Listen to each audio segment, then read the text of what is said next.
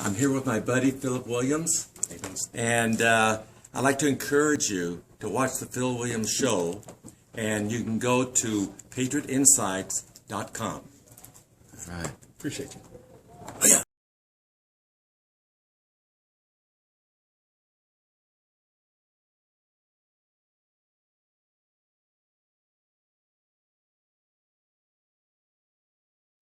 It is that time for my response to a tweet.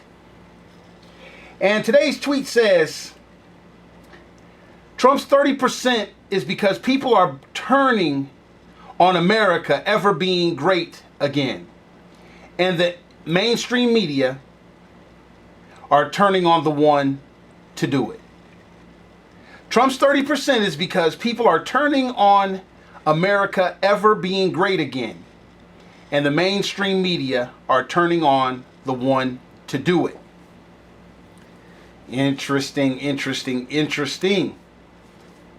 As you know, they've been talking about Donald Trump's core support being around 30%, 35% at most.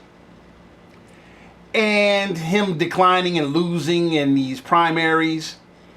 And him not having the 1237 by now. But more so, there's a lot of media things coming out about Trump. And they think that he's being turned on. But here's my response to your tweet. I hope and pray that you listen. The mainstream media is not turning on Trump. They're in CYA mode. They are just covering their butt because they know what's about to happen. They know they can't stop it. And they don't want the blame for it. They know what's about to happen. And they know they can't stop it. It's too late to stop it. So now they got to go into cover the butt mode. CYA, cover your acetabulum. They're going into that mode because they don't want the blame for it. The blame for what? What is about to come? Let's go backwards a little bit. For the last 8 years, liberalism has been functioning out in the open.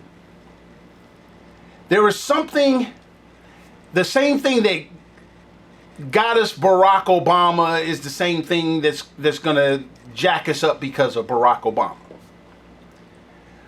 Barack Obama's presidency was based on a group of Americans trying to prove that they weren't racist. And Barack Obama ran as an acceptable candidate to be able to prove that point.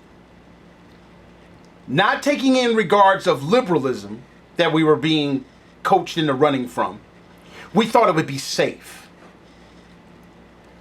We'll prove that we're not racist on the Republican side because Barack Obama is acceptable. So now for the last 8 years, this acceptable candidate to prove that we're not racist has ran a racist presidency. Instead of healing something that didn't exist to make it American, he ripped the scab off and opened up wounds and stuff like this. He made something bigger than it really was in America.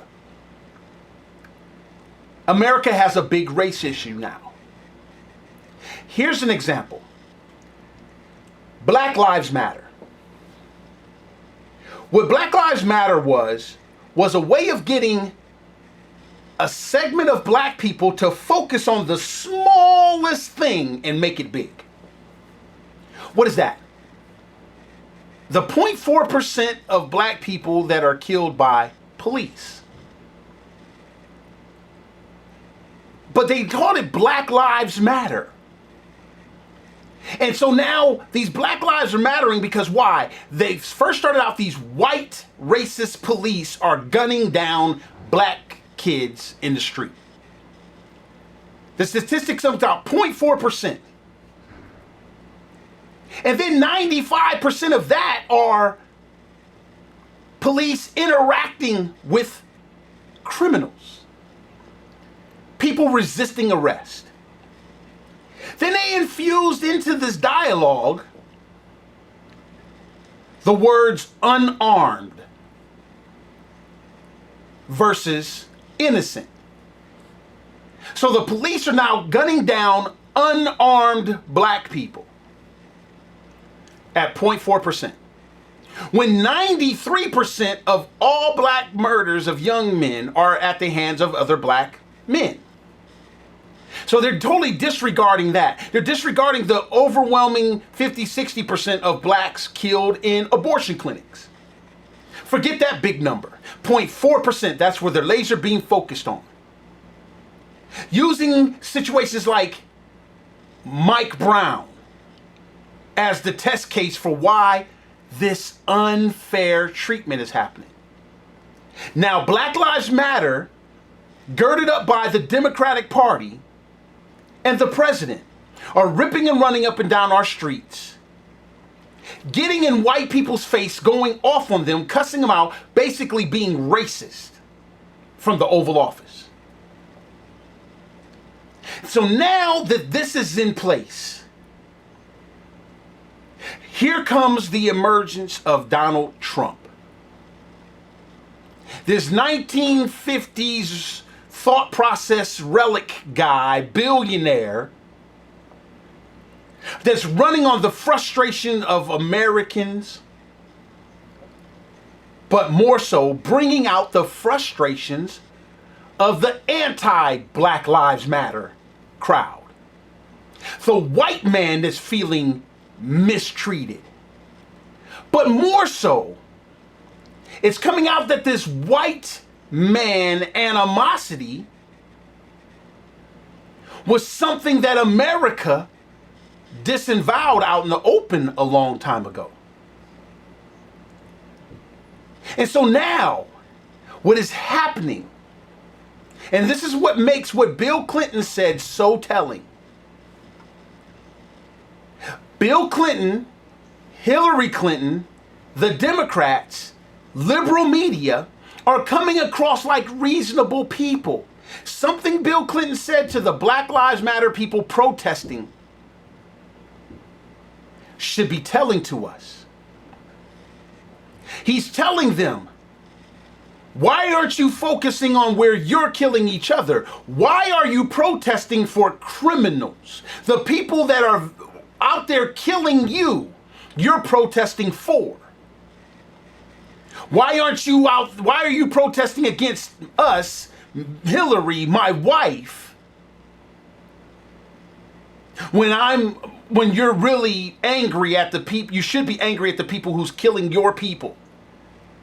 That makes you say Black Lives Matter.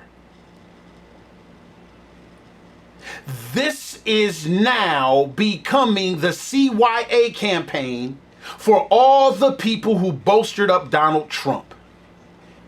But here's where your problem is.